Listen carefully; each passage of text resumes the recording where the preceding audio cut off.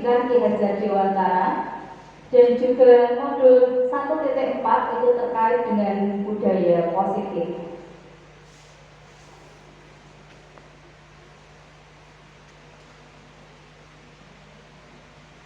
Sebelum saya memaparkan, monggo kita simak bersama video singkat tentang pendidikan di era kolonial.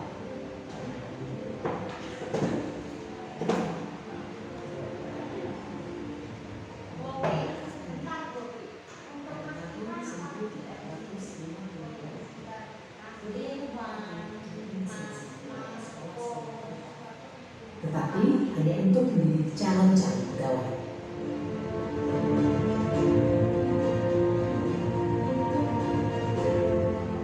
Kemudian tahun yang sama, lahir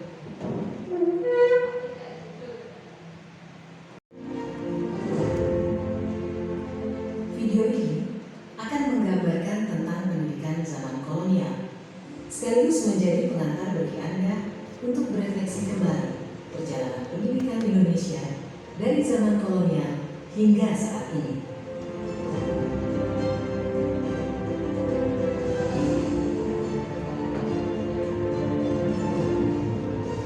Tahukah Anda, pada tahun 1854, beberapa bupati menginisiasi pendirian sekolah-sekolah kabupaten, tetapi hanya untuk mendidik calon-calon pegawai.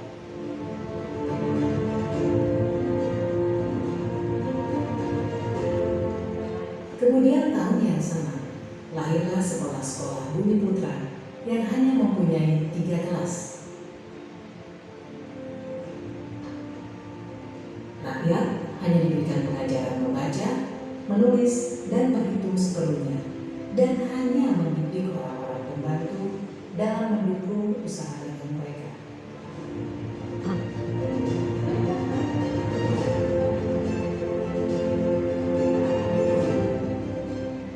Pemerintah Hindia Belanda memberikan kelonggaran kepada para calon mudir dokter Jawa untuk mendapatkan pendidikan dan pengajaran. Namun, tahukah Anda mengapa?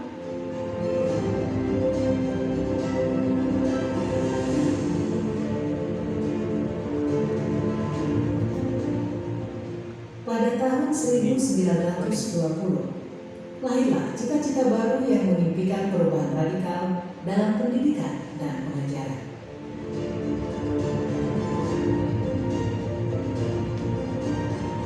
Dan pada tahun 1922, lahirlah Taman Siswa di Yogyakarta sebagai sebuah gerbang emas kemerdekaan dan kebebasan kebudayaan bangsa. Taman Siswa ada sebagai jiwa rakyat untuk merdeka dan bebas.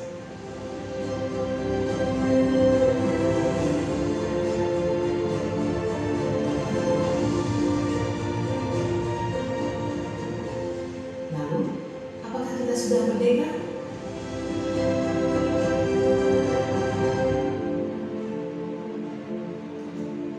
Video ini adalah pengantar menuju video kedua, Filosofi Pendidikan Ki Hajar Dewantara. Salam dan bahagia. Baik, itu tadi video singkat tentang pendidikan di era kolonial.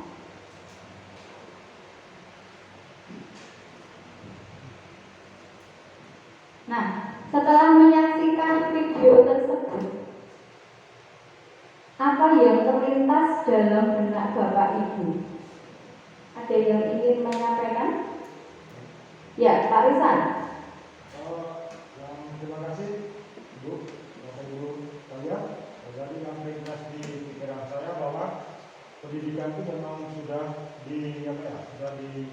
dari dulu gitu. Dari dulu sudah sangat bermutu.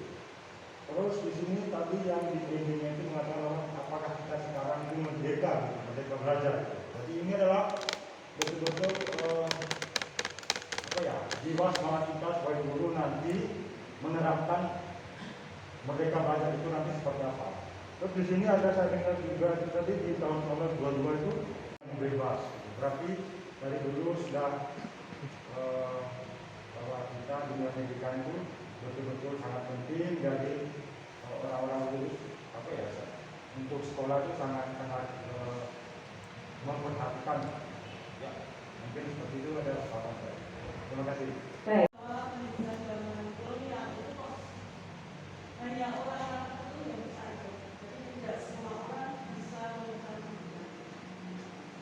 Baik, tidak semua orang bisa mengenyam pendidikan waktu zaman kolonial. Oke, ada lagi? Bu Siska, monggo.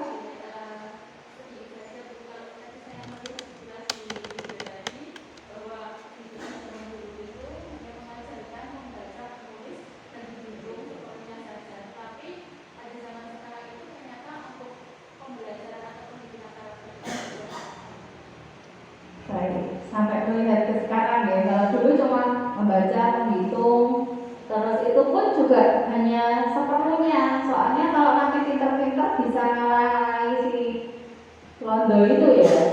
Jadi biar tahunya sedikit saja supaya tidak minteri. Ada satu lagi, Bu Siri.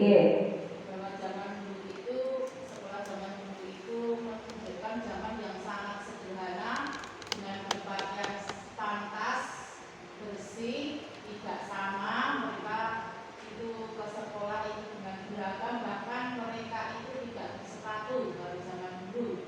Kemudian tidak semua anak itu bisa bersekolah, hanya anak orang yang berpangkat saja yang bisa mengenyam pendidikan. Terima kasih. Baik, terima kasih Bu Siri. Oke. Untuk guru penggerak ini sendiri semua berakar dari Bapak Pendidikan kita. Jadi Ki Hajar Dewantara itu karena beliau itu pemikirannya tentang pendidikan itu sungguh sangat visioner ya. Jadi memang taman siswa itu didirikan karena ingin mewadahi, ingin benar-benar anak itu tidak hanya mendapat apa yang seperti diberikan oleh Belanda, hanya membaca calistung itu ya, baca, tulis, hitung, tetapi lebih banyak lagi, lebih luas lagi. Nah, kita sangat mengenal trilogi pendidikan Ki Hajar Dewantara. Mak Vincent, apakah tahu apa itu trilogi pendidikan Ki Hajar Dewantara?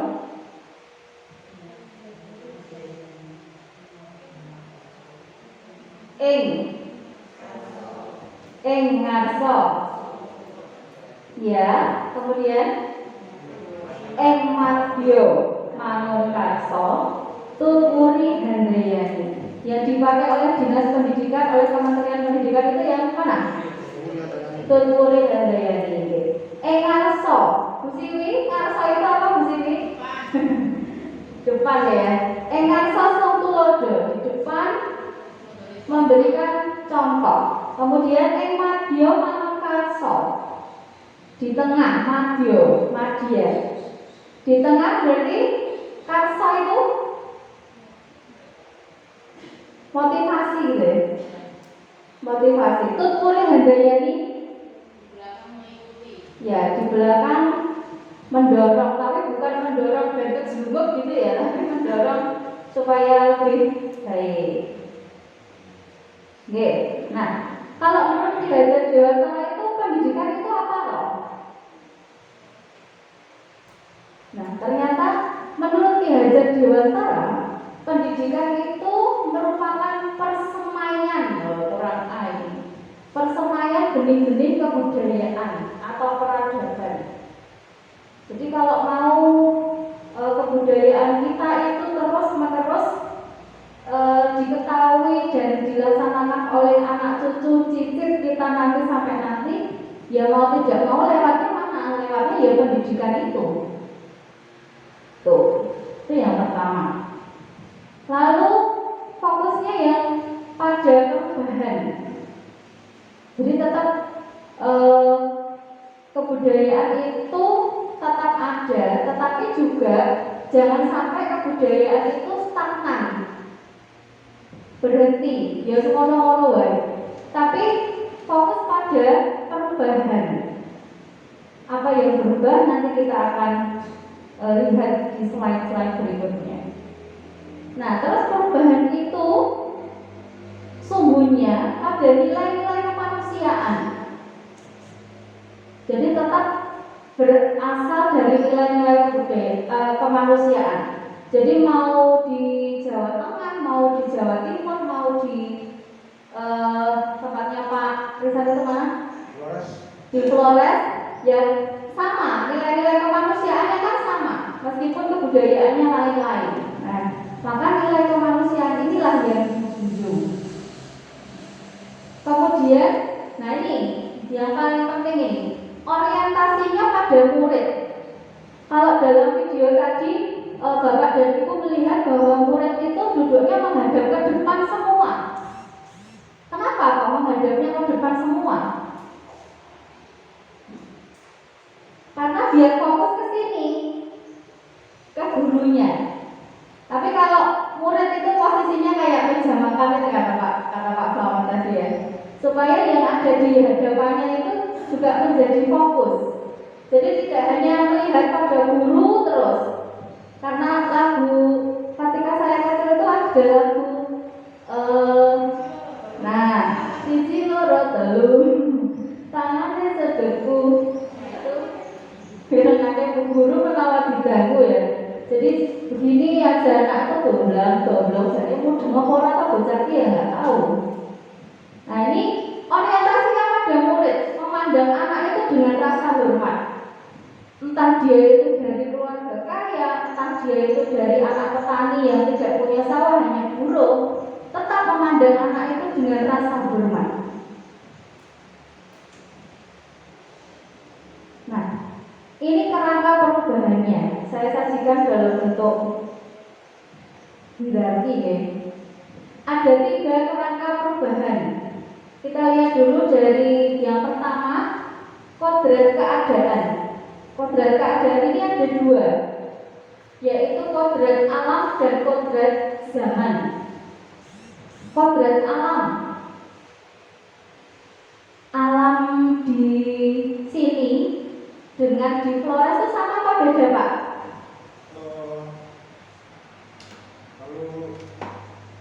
Kalau secara iklimnya sama sih Bu. Sama. Mata pencahariannya? Sama. Oke. Kalau dengan di Gunung Kidul Bu? Sama. Juga sama-sama mata pencahariannya ada petani, ada yang guru, ada yang gitu. Nah, tetapi kan tetap berbeda ya. Maksudnya petani di cara bertani di sana di Flores dengan cara bertani di Gunung Kidul mungkin berbeda. Tanahnya di Flores dan di Gunung Kidul itu berbeda. Tanahnya di Karangtengah dengan di Giriwoyo pasti juga berbeda.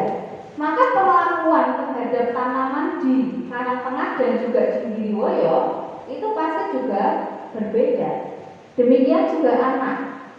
Anaknya tukang sapu dengan anaknya guru itu pasti juga berbeda. Maka nanti tidak bisa kita menyamaratakan dengan satu cara saja ketika menghadapi anak-anak itu. Lalu yang kedua, ini ada kodrat zaman.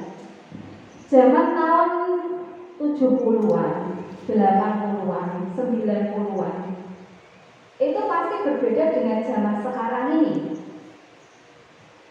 Kalau saya itu dulu SMA tahun 2000, tuntutannya dengan anak-anak zaman sekarang yang 2021 ini pasti juga berbeda. Maka cara mengajar kita juga harusnya berbeda. Kalau sekarang ini revolusi berapa? Sudah sampai revolusi berapa? 5 atau 4? Sudah sampai 5 ya? Sudah sampai robot, semuanya banyak dikerjakan oleh robot. Oke, kerangka yang perubahan yang kedua, ini adalah prinsip perubahan. Apa toh prinsipnya? Prinsipnya itu ada 3 dan diawali dengan kon. Maka namanya trikon. Yang pertama itu kontinuitas, continue, terus menerus. Supaya budaya itu bisa berubah, mesti ada dialog kritis agar kebudayaan itu terus menerus berkelanjutan, tidak berhenti. Kemudian yang kedua konvergensi, konvergen. Pak Slamet, konvergen itu apa ya Pak? Kayaknya dulu pernah saya tuh diajari Pak Slamet seni lukis itu. Oh Bu Siwi, konvergen. Mengumpulkan dari berbagai macam daerah atau tempat menjadi satu. Oke, menjadi satu titik ya. Jadi mau mengarah dari mana saja itu tujuannya ya satu. Tujuannya satu, mengarah pada satu titik. Kemudian yang ketiga konsentris. Ada yang tahu konsentris itu apa?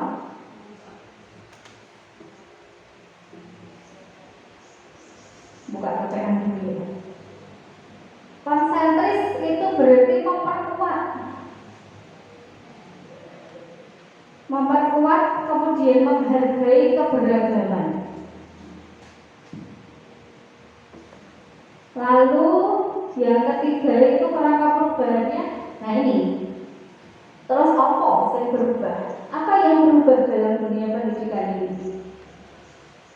Di Ajar Dewantara ada dua, ini budi dan pekerti. Budi itu ada tiga hal, cipta, rasa, karsa. Pekerti itu raganya. Jadi yang diolah dalam pendidikan itu bukan hanya raga, bukan hanya daya kreasinya, tetapi keseluruhan.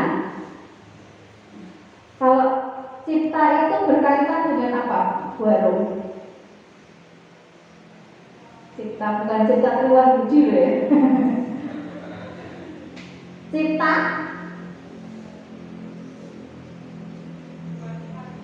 membuat karya itu berasal dari mana?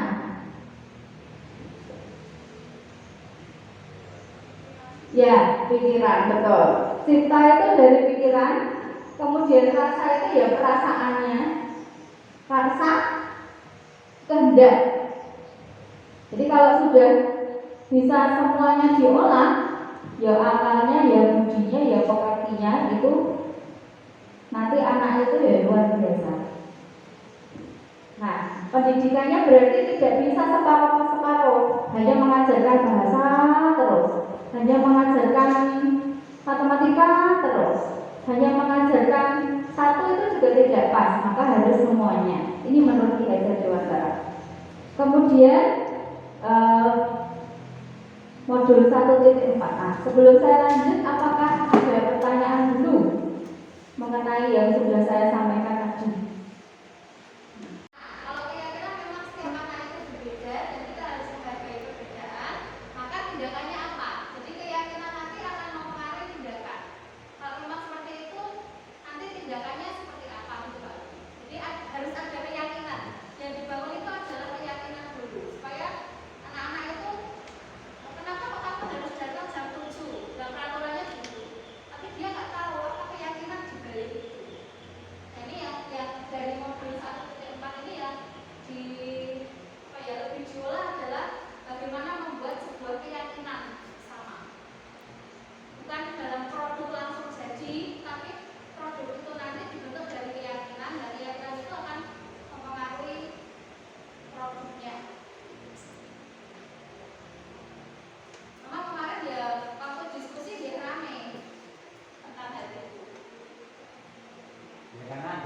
Ada beberapa kasus ya, beberapa kasus yang pernah saya amati itu begini. Kalau misalkan kalau di kota-kota itu orang tua mau ambil rapot anaknya itu justru mereka itu pakainya sederhana Bu. Mungkin bapaknya saja ke sekolah itu pakai, ada yang dikira supirnya pakainya ya sederhana mungkin itu. Tapi beda kalau orang Jawa itu mau ke sekolah saja mungkin harus ke salon dulu, harus pakai gelang, pakai kalung, pakai itu untuk menunjukkan apa ya akunya, justru kan itu kebalikan dengan dirinya sendiri gitu loh. Tapi kalau di kota justru malah orang-orang kaya itu datang ke sekolah itu ya dengan pakaian yang sederhana gitu. Nah, itu kalau misalkan bisa anak bisa menerima seperti itu mungkin luar biasa itu yang kedisiplinan alasan melakukan. Apakah sudah karena alasan saya disiplin itu pembelajarannya memang sangat dalam. Itu tahapnya itu memang tahap paling dalam. Jadi maka ilmu jawab, ilmu ini kelakuannya kan laku. Laku ini yang ingin saya tanyakan, apakah sudah didiskusikan atau sudah semacam ada rambu-rambu berkaitan dengan orang melakukan dengan kesadarannya sendiri, punya alasan yang sangat hakiki di dalam saya melakukan disiplin itu. Karena belajar itu satu hal itu diskusinya panjang, sama seperti kenapa membuat aturan harus seragam. Itu tidak hanya faktor satu sisi, di sana ada masalah yang banyak. Itu kemudian yang terbaik itu mengambil, karena tidak mungkin satu peraturan akan atau satu tindakan akan memuaskan, akan menghasilkan. Ya, seperti kalau kita bicara pendidikan, setiap tindakan kita satu dua berhasil, bahkan banyak berhasil, ada satu dua yang tidak berhasil, tidak sesuai. Dan saya yakin itu, karena itu mestinya panjang diskusinya. Halnya tidak hanya satu, tidak hanya masalah termasuk tadi budaya orang tua, contoh HP-nya bagus, sepedanya bagus, rumahnya tidak ada musik. Kalau membayar tidak dilakukan, tapi kalau piknik jamnya banyak, berkacamata, bersepatu baik dan sebagainya. Nah, persoalannya kan satu hal itu tidak hanya satu sebab. Dan waktu membuat itu sudah mengumpulkan banyak persoalan. Bagaimana supaya anak kita tidak minder seperti tadi?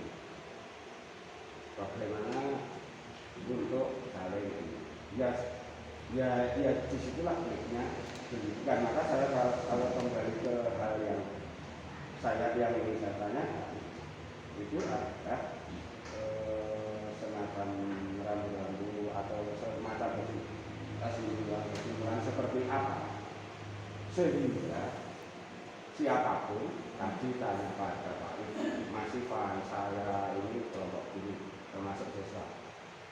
Nah, untuk menuju kenapa saya melakukan itu, karena ini nanti adalah ada kaitannya tidak hanya duniawi tetapi juga rohani. Kenapa? Karena melakukan sesuatu itu pasti ada dampak juga. Kenapa saya disiplin dan seterusnya itu.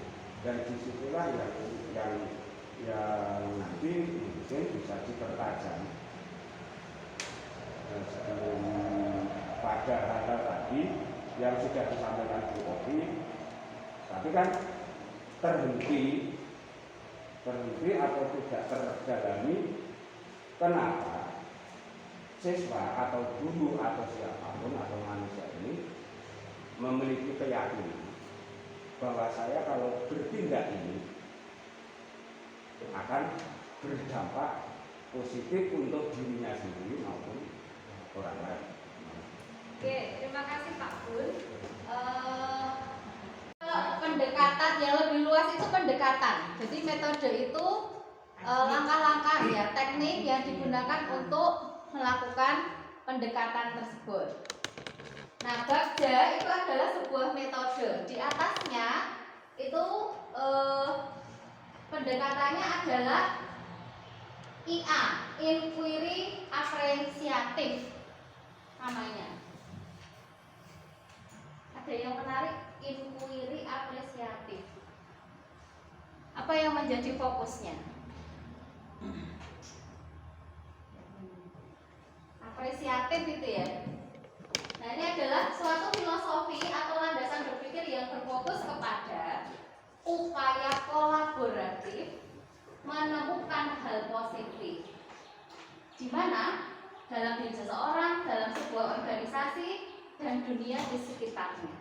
Kemarin kita sudah menemukan hal positif ya, kekuatan diri kita sendiri. Nah, itu diambil dari sini, inquiry apresiatif, bukan dari masalah tetapi dari kekuatan atau dari hal positif.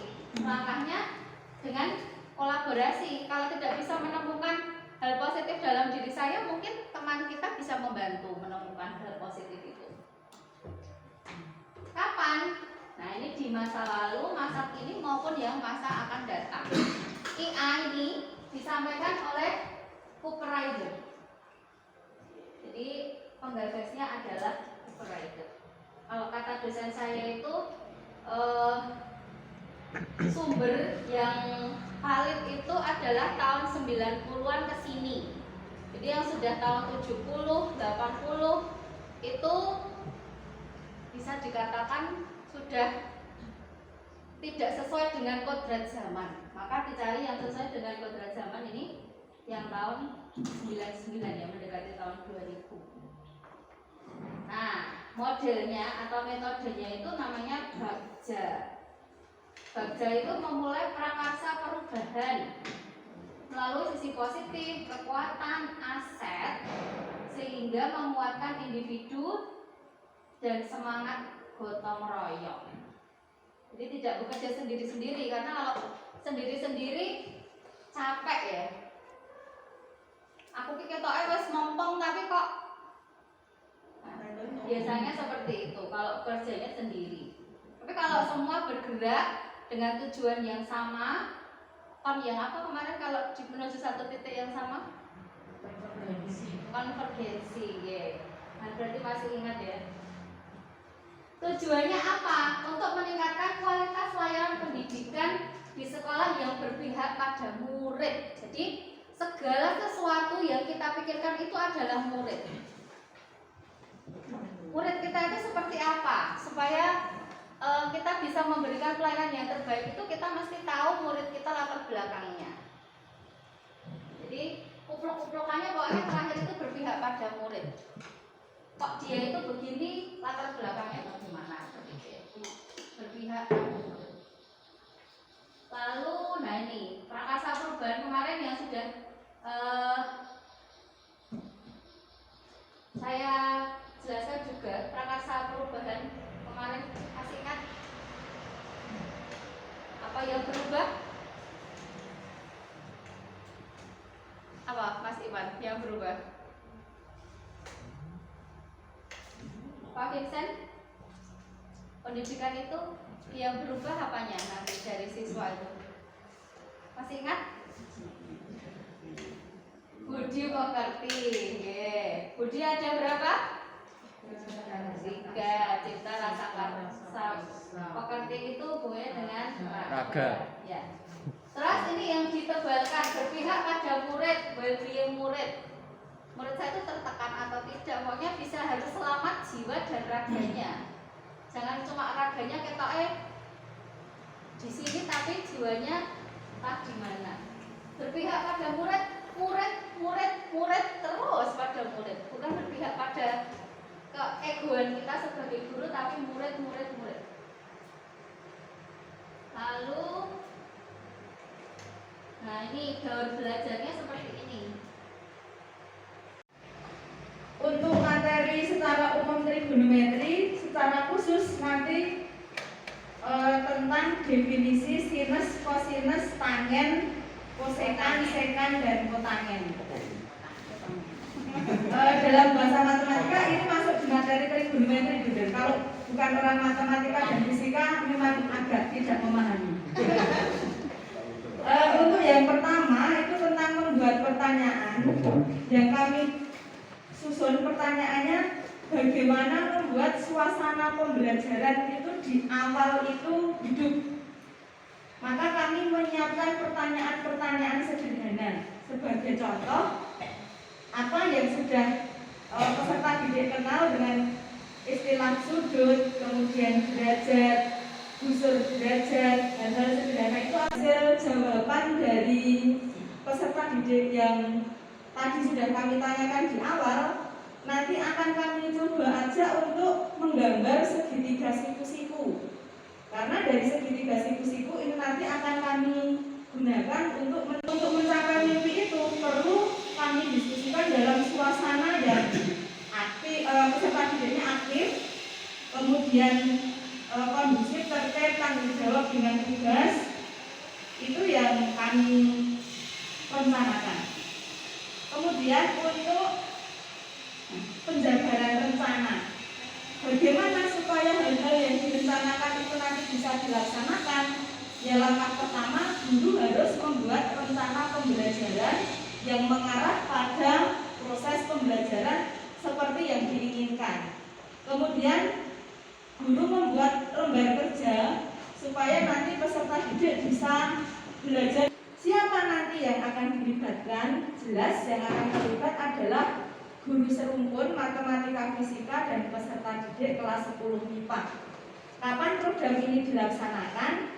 Yang akan kami coba dilaksanakan di semester genap tahun pelajaran ini. Siapa yang bertanggung jawab? Guru mata pelajaran matematika dan fisika yang mengaku di kelas 10 MIPA. Demikian Bu.